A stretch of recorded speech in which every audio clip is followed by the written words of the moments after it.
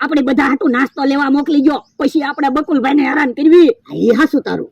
અલ્યો મમરાભાઈ 500 રૂપિયા બધા હાટુ ગામમાંથી નાસ્તો લઈ આવો જાઓ. ભોળા દાદા હું નાસ્તો લેવા જાવ ખરો, પણ તમે બકુલભાઈને હેરાન ન કરતા. એ વાંધો નહીં.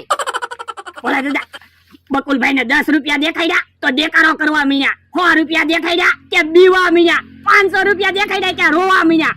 હવે બકુલભાઈ આવે ને તો તમારા ખિસ્સામાં જેટલા પૈસા છે ને બધા દેખાડ્યો. એ હું કરે એ આપણે જોઈવી તો ખરા. ઈ હાસું તારું હો. ઈ આમ બકુડો આવે છે. ઈ ભોળા દાદા બેઠા જ છે ને. અલા બકુડા કેટલાય બધા પૈસા. યા બકુલભાઈ ફફડાટી. એ બાપા ઘણી બધા પૈસા લઈને વયો જો. હાલ.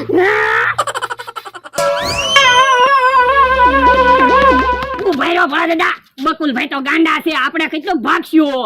ઓય બાપા હવે ઈ કાઈ ગાંડો ના હારો છે. કેમ? તો હું 10 ની નોટ દેખાડી